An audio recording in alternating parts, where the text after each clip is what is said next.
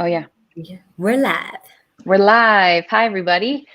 Welcome to Blunt and Biased. I am Dr. Katie Schneller. I have my grand opening for my new office here in Tempe. I'm a local naturopathic doctor, and I'm so excited to talk to you guys today about food sensitivity panels.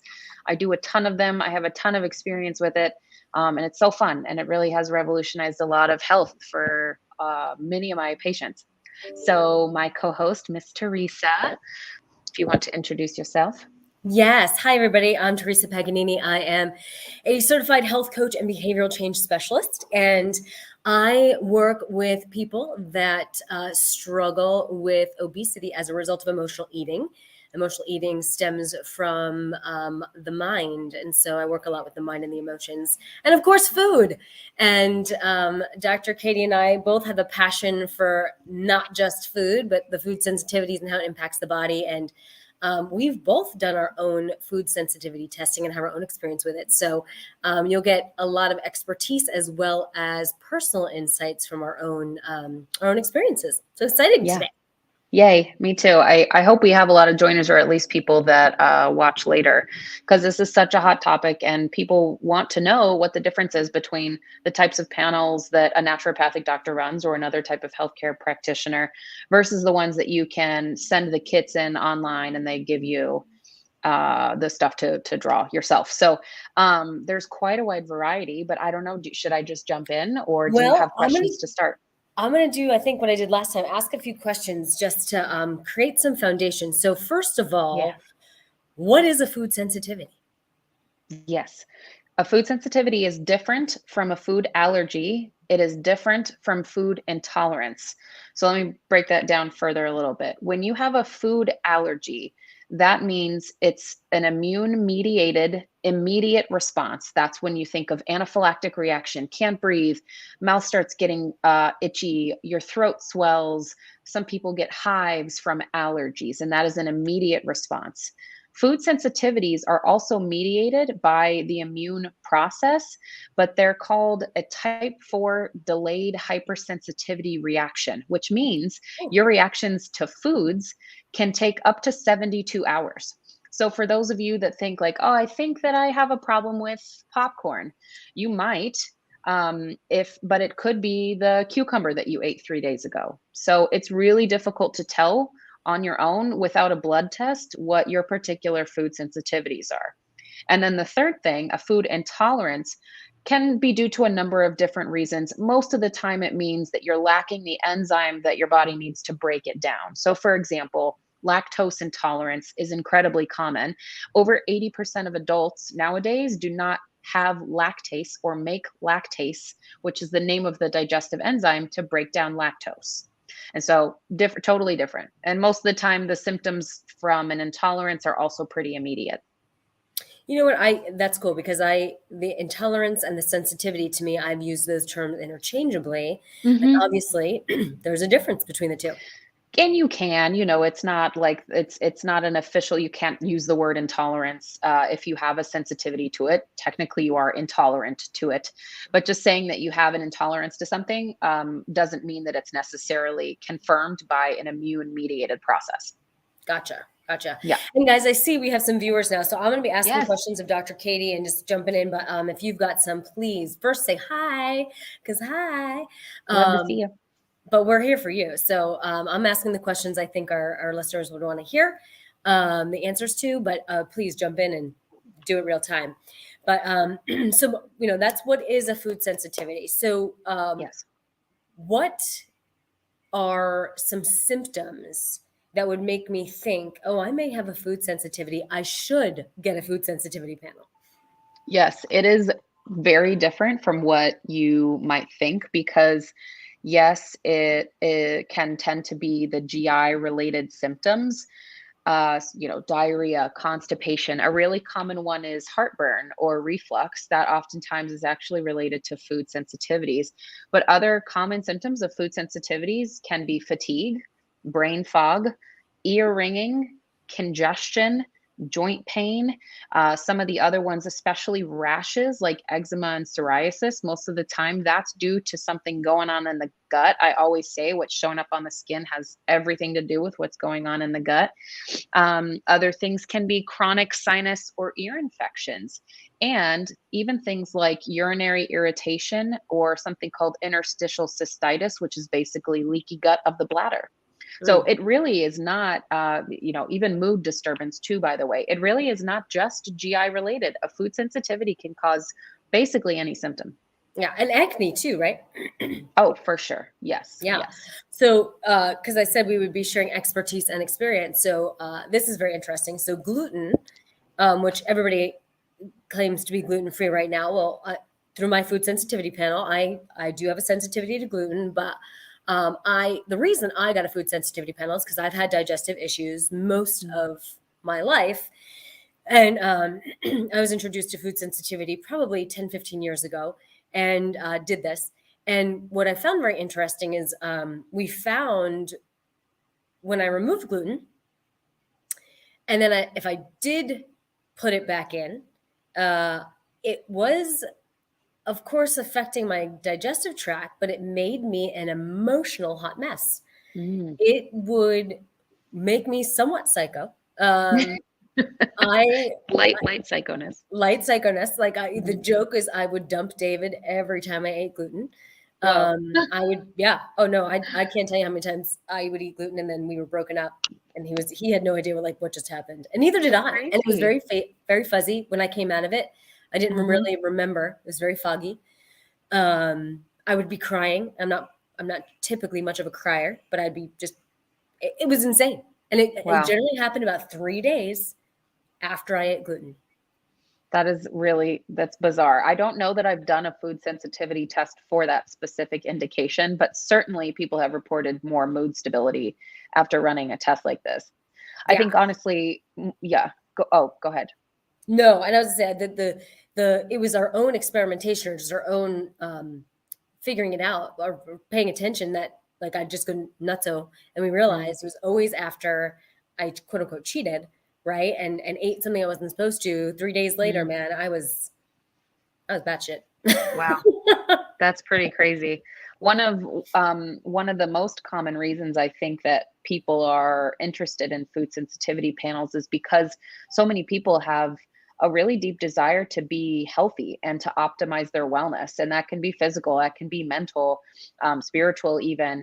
But that's the cool thing about food sensitivities is this tells you what your body considers to be toxic, what your body thinks is a foreign invader. So you can try to be healthy and eat salads all day, but what if your body considers lettuce, tomato, cucumber, and lemon to be foreign invaders?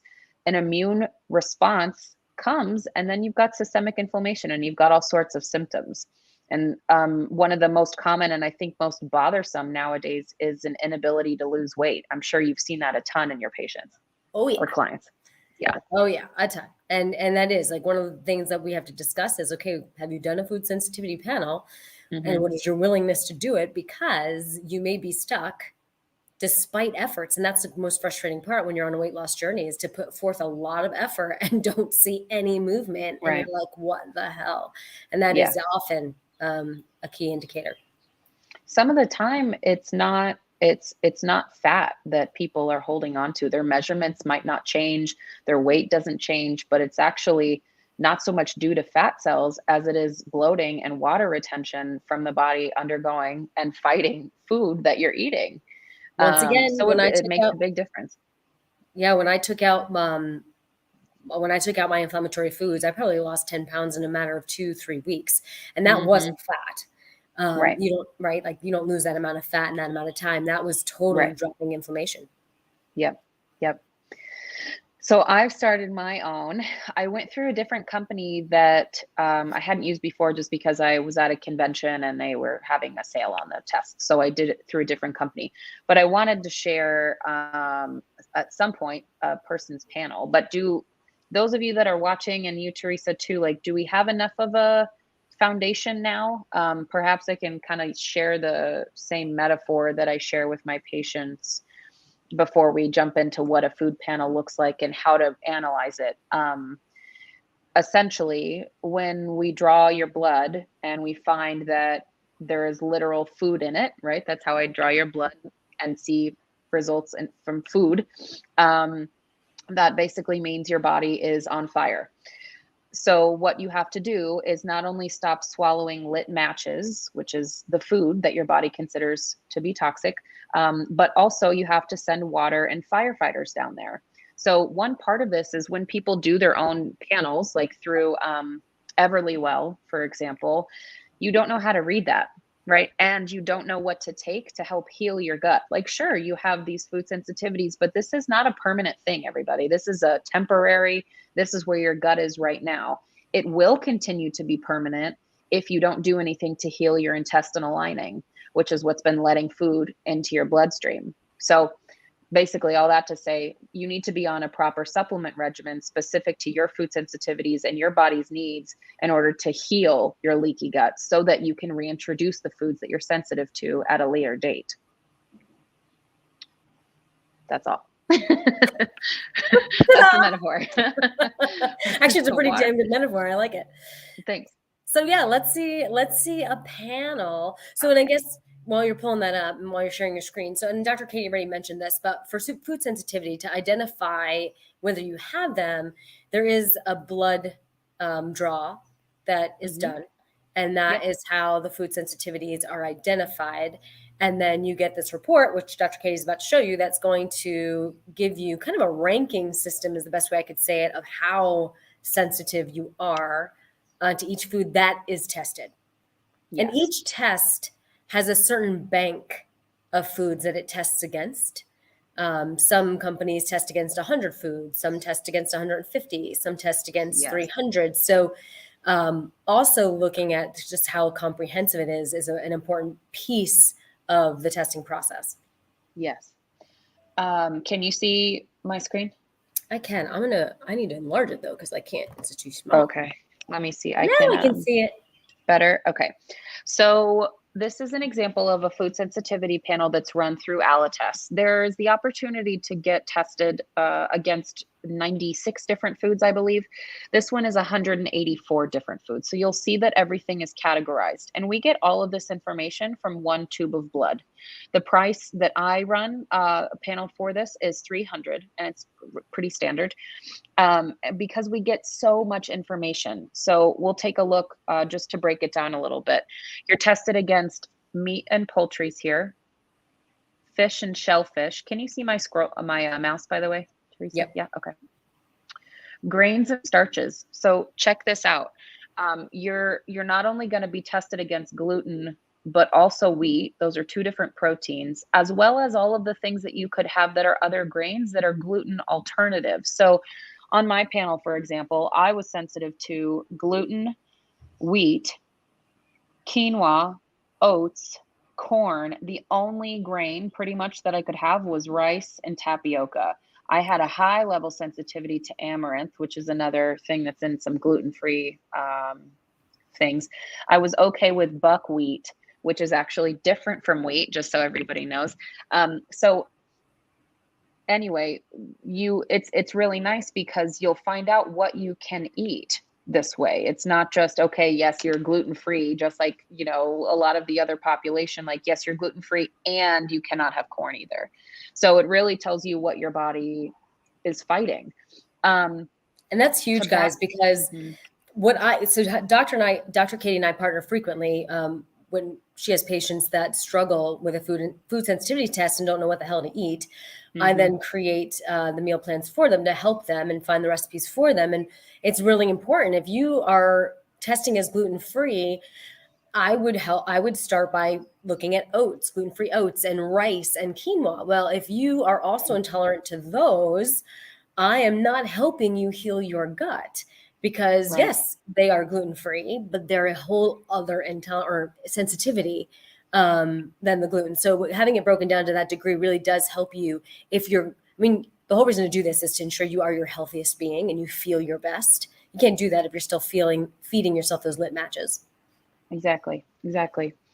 So you officially qualify, I'll zoom this out for a second, for leaky gut if you have more than 15 foods that are positive, in 1-5 positive or five meaning zero? in red. 1-5. Okay. Yeah, 1-5. So it's not very many. So this person definitely qualifies for leaky gut. And the nice thing is, right, here's the vegetable and fruits column. Look at how many are tested against. So for example, let's say you have a panel that looks like this. This person essentially needs to avoid dairy for the full 6 weeks.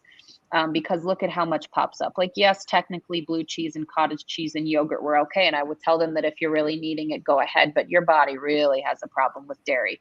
And it tests against goat's milk as well as sheep's milk. So you'll know, like, I can't have feta or manchego either, like, just truly no dairy. But also, this person can't have anything coconut based, right? Because they're also sensitive to coconut. So it really, really delineates what you're able to have for a period of time. And by testing against all these fruits and vegetables and all these beans, nuts, seeds, and oils, you find out what your body thinks is toxic and what you need to avoid. Garlic is one of the healthiest things in the for you in general, right? We think about that. So is turmeric here. We have a whole list of herbs, spices, and flavorings. But if you are particularly sensitive to those things, then I'm going to ask you to avoid them as strictly as you can while we heal your intestinal lining so that you can reintroduce them later. So I'm going to ask a question based on something you said earlier, Dr. Katie. Mm-hmm. You were Mm-hmm. talking about how, right, the foods entering into the bloodstream, which is how we're able to understand that there's a food sensitivity, but then you don't actually qualify for leaky gut until you have 15 plus food sensitivities. So what is leaky gut? Yeah. Leaky gut is just the term that's used now for intestinal hyperpermeability. So what that means is our intestines, they're as thin as the lining of our intestines is essentially like the thickness of a balloon. A little bit even thinner than that. I'm struggling to come up with anything except something gross like a condom. That it's kind of like a condom. So it's really easy to poke holes in, and you get leaky gut not through genetics necessarily. I mean, like we talked about last time, some of your microbiome is made up from your parents and from mom and the birth canal, but leaky gut more can occur from something as simple as stress. It doesn't have to be a big thing. You can also form sensitivities to foods from eating the same thing all the time and every day. And so if you're somebody who eats, no matter what it is, if you eat broccoli every day, you will eventually, this is a guarantee, develop a sensitivity to broccoli because it's coming into the intestinal walls so often. It's getting through that layer into your bloodstream.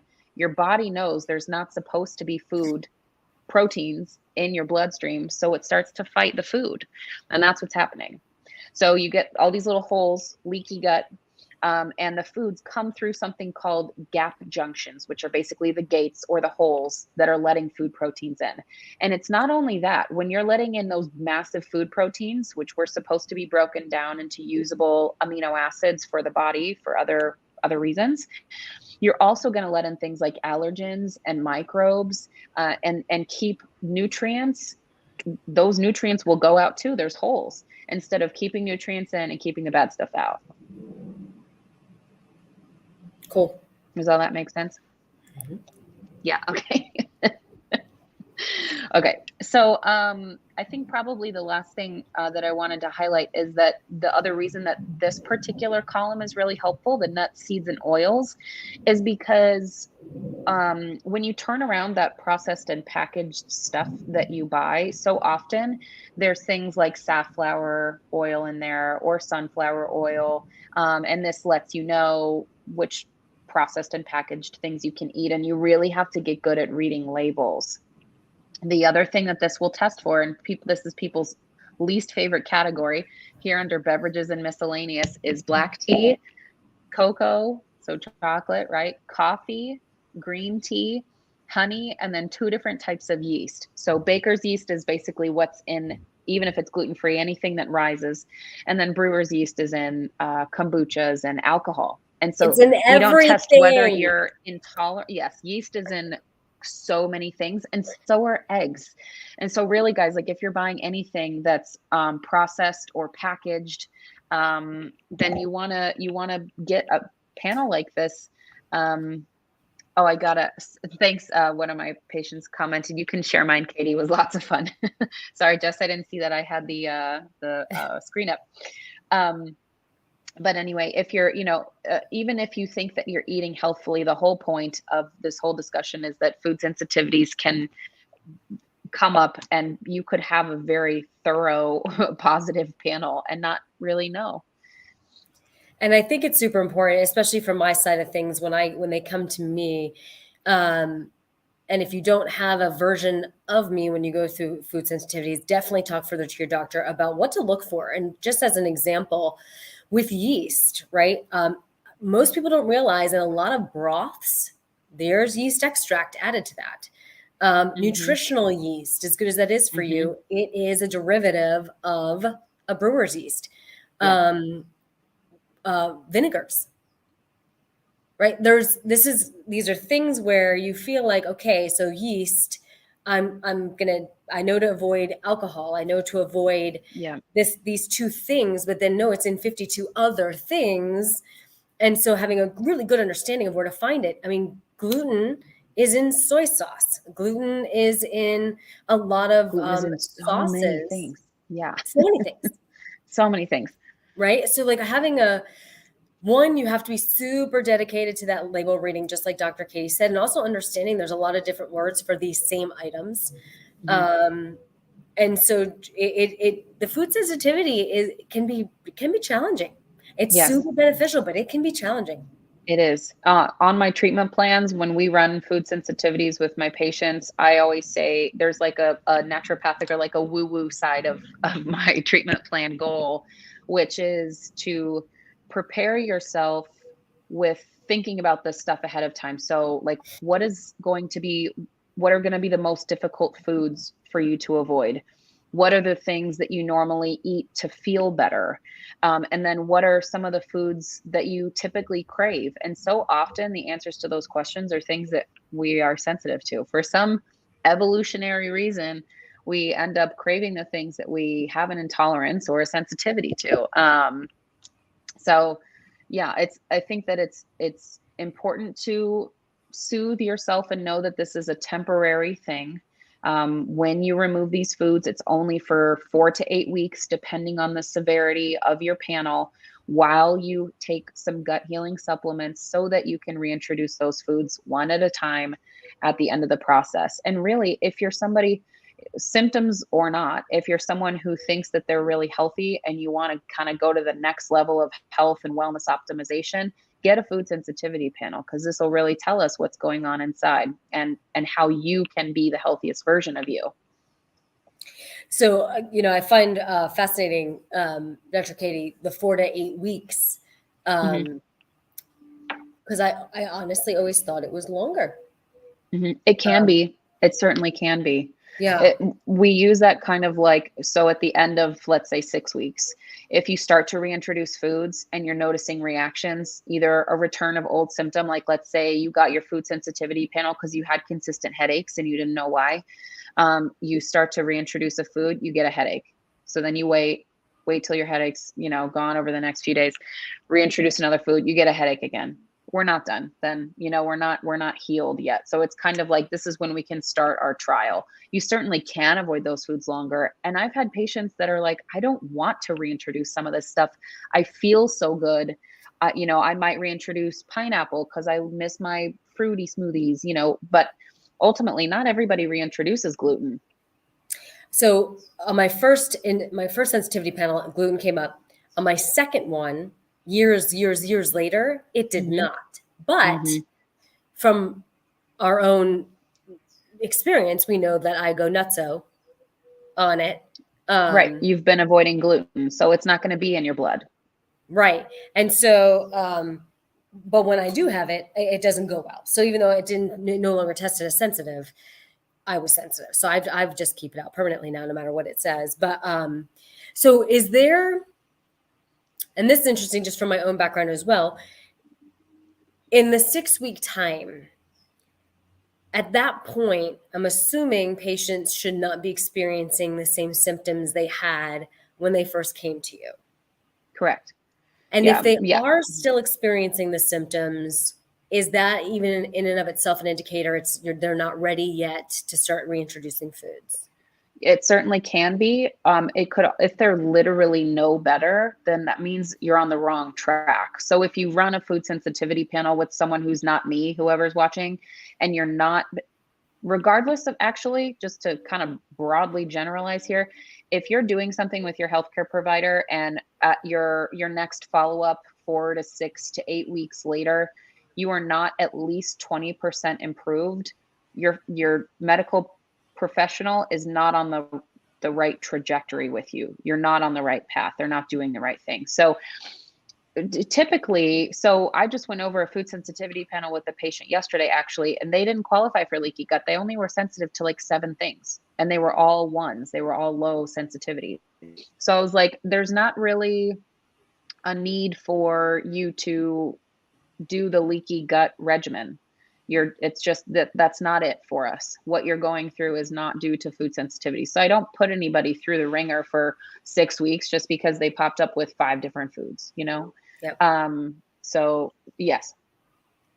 Because I know I my stomach never felt better after 4 months of eliminating 26 different foods. So Mhm. right, it was obviously not that. Something not that. Um, Mhm. yeah, and I was on a full leaky gut protocol. This was long before I knew Dr. Katie. But and there was no other protocol at that point of what to do next. But Mhm. I think it's important to note 6 weeks is about this time you start self-evaluating and understanding, checking with your naturopath to be like, okay, do I feel better? Right. Right. And then if you do, yeehaw, the reintroduction can start, and based on how that goes determines if you really are ready or not. But if you aren't feeling fantastic, then maybe your process is a little bit longer. And like Dr. Kay and I say every episode, you kind of have to be your own expert and pay attention to yourself so you can Mhm. clearly communicate with, the nutritional and medical experts, and you guys can truly partner in your own wellness. Exactly. Yeah. I see. Jess commented again, or you have a yeast monster. So yeah, so it sounds like she doesn't mind if I share her story a little bit. So she's one of my long-term patients, and I ran basic blood work first, so including hormones and vitamin levels, things like that. We ended up doing a food sensitivity panel, and then we ended up needing to do a stool test because their symptoms still weren't better, and we found a ton of yeast. And she was on a protocol for a long time, and it was strict diet and medicines and all sorts of things just to get that more under control. So if food sensitivities don't cut it exactly, just to like round out what your question was, then yeah, you're either not on the right track or you've healed partially and it's just not enough yet. And there's always more testing that can be done. There's always more testing. So don't give up. Don't give up. Don't give up on yourself. Yeah. So people that should consider food sensitivity panels sound like those that are struggling to lose weight, even though they're going through all the right steps. Mm-hmm. Those that struggle with one of the symptoms, one of the many, many symptoms that you had mentioned earlier in this live stream. And those that may just be curious if this impacts them at all, if they're ready to take their health to that next level. Mm-hmm. Is Yep. that accurate? Yes, accurate. Yeah. And I would say the most common reasons that I run food sensitivity panels is that inability to lose weight, acne or other eczema, psoriasis, skin related conditions, and then fatigue and brain fog that just don't make a lot of sense. Those are, I think, are the top 3 most common things. I see that Wanda asked where we're located. So I'm in Tempe, Arizona. However, there are some things that we can do across state borders. I'm able to send you kits and then I get faxed your information. Depending on where you live, I can send it to you anywhere in the contiguous US. But depending on where you live, kind of depends what my scope would be to help treat you. So anyone can get a food sensitivity panel through me. But as far as what I'm able to do or how much I can treat depends on where you're located. So. And then I work virtually. So I work with people all over the country. So if you've got the results of a food sensitivity panel, which Vicky, me too, Wanda. Perfect. Right You're around like the a corner. neighbor. I'm at the Perfect Pair complex, Wanda. Yeah, see? Right there on Ray and Priest. But yeah, so if you end up with a food sensitivity panel and you really are overwhelmed and not really sure how to eat, no matter where you are in the country, I can help you. And it sounds like, for the most part, so can Dr. Katie. Yeah. Yes. So yeah, that's how Teresa and I first really connected and started sharing our patients or clients, is because I would give these panel results to people, and then I was like, I don't know how to tell you when to eat or what portions or what's going to work for your body and what combinations of things to eat. But Teresa does. So I send patients to her, and then with her people that have trouble losing weight despite following her recommendations to a T, she sends them to me to figure out whether there's a hormonal cause, a food sensitivity cause. So yeah, I don't want us to run too much over time, but hopefully this was informative and not overwhelming as always. And if you have any clarifying questions for Teresa or I, you know how to get a hold of us, I hope. Love Yourself Lean, Inclusive Natural Medicine. Google us. We're on Facebook, Instagram, all the things. All the things. LinkedIn. YouTube, got all of it. Yep. Yeah. So you can find us, and then you can always this live stream obviously will post to wherever you're watching right now, and you can add comments there, questions there, and Dr. Katie and I both will get notified for any new comments or questions, and we can answer them in there or private chat us, whatever works best for you guys. Get the help that you need. Ask your questions. That's why we do this. It's fun for us. We love to help people. That's why we're in the fields we're in. So fun. Thank you for watching, everybody. Awesome. All right. Well, we will see you in 2 weeks. We don't have a topic yet chosen. So if you have a recommendation about something that you're interested in, let us know. Otherwise, we're going to make one up for ourselves. For sure. Thanks, everybody. Bye.